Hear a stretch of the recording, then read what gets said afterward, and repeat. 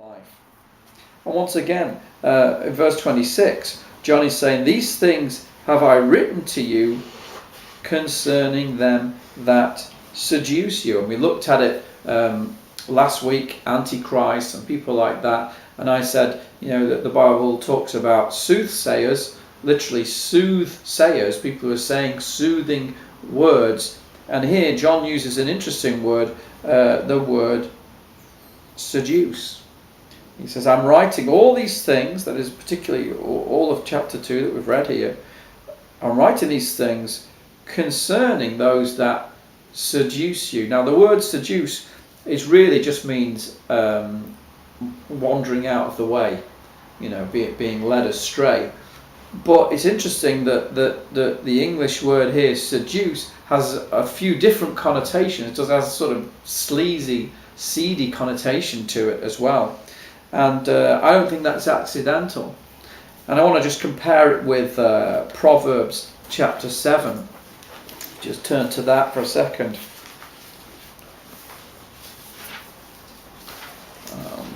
Proverbs 7.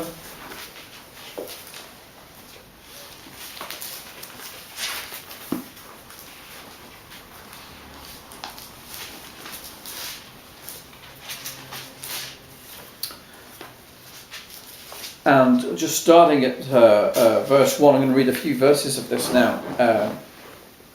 Proverbs 7, verse 1. "My son, keep my words and lay up my commandments with thee. Keep my commandments and live, and my law as the apple of thine eye. Bind them upon thy fingers, and write them upon the table of thine heart. Say unto wisdom, thou art my sister, and call understanding thy kinswoman, that they may keep thee from the strange woman, from the stranger which flattereth with her words. For at the window of my house I looked through my casement, and beheld among the simple ones, I discerned among the youths a young man void of understanding, passing through the street near her corner, and he went the way to her house, in the twilight, in the evening, in the black and dark night. And behold, there met him a woman with the attire of a harlot, and subtle of heart." So it's quite a vivid picture, isn't it, of a young man, and he's walking along, and there's a woman on the corner, and he's led astray, isn't he? He's seduced to go into her, and she's described as a harlot.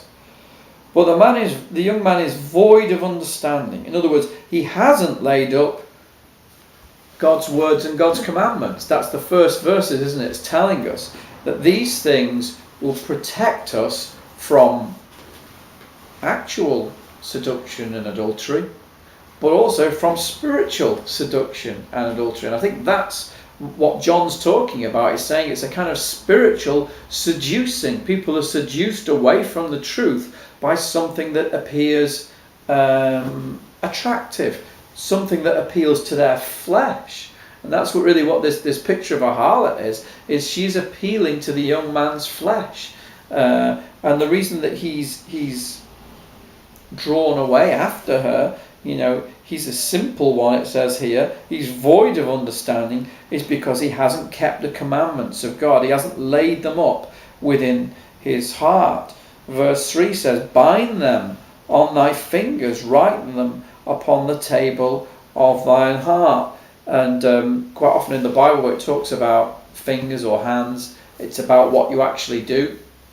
It talks about your heart. It's about what your thoughts are. And so it's these two elements, that the sort of what the person's doing, what the person's thinking. It could also mean, when it talks about binding them on your fingers, could be like a ring. The commandments are like, with this ring on my finger, it's always visible whatever I'm doing. I'm seeing it all the time. It could be a way of saying, get the word of God into your head in such a way that you're always conscious of it. It's always being reminded of it all the time. And so it's saying this is a protection for you. This will protect you from being led astray, either as this is into fornication, or into a kind of spiritual fornication. In both cases, it is through seduction, through an appeal to the flesh.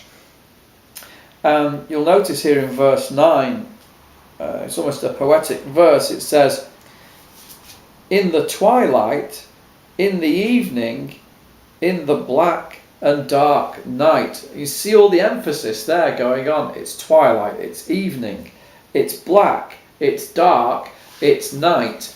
What's it saying? It's saying there's an absence of light. There's an absence of understanding. There's an absence of truth in this young man's life. You know, it's synonymous with without understanding. If things are in darkness, then you can't see clearly, and he can't see clearly what's happening. He can't see clearly where he's going. We read later on, towards the end of that chapter, verse 26 says, "For she has cast down many wounded, yea, many strong men have been slain by her. Her house is the way to hell, going down to the chambers of death." So it's quite serious, you know. And yet he's not thinking about this when she seduces him, when he follows his flesh and goes. He's just thinking about the pleasure that he might enjoy, but he's gone without understanding, not realizing the implication of where he's going. And I think there's a spiritual side to that as well, that those doctrines, that truth that appeals to our flesh, those churches, those teachers, those false prophets, as John is talking about, that are appealing to the flesh, they're trying to seduce you away from the truth. And there's a real danger that you could be seduced away from the truth. So therefore you need to make sure that that truth is abiding within you, that truth has made its home in your heart, that you've laid up the commandments of God within your heart, because that will protect you.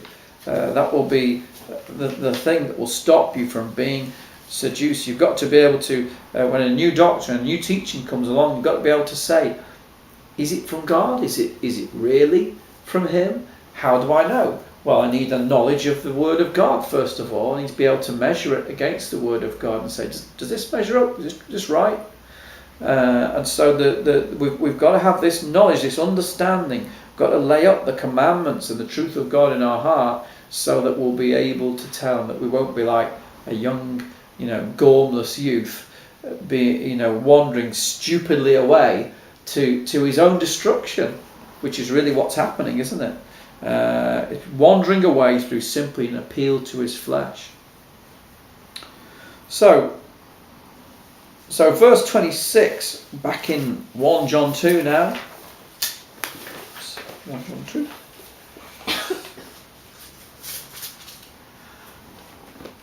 And verse 26, he says, "These things have I written to you concerning them that seduce you." So all these things that he's written in this epistle are all dealing with this idea of seduction, being seduced. And it's the same word, by the way, in the Greek that we looked at briefly in Revelation 2:20, the warning for the church at Thyatira, when it talked about that woman Jezebel. Remember that woman Jezebel who taught and who led men into fornication. So it's that same word that John has chosen to use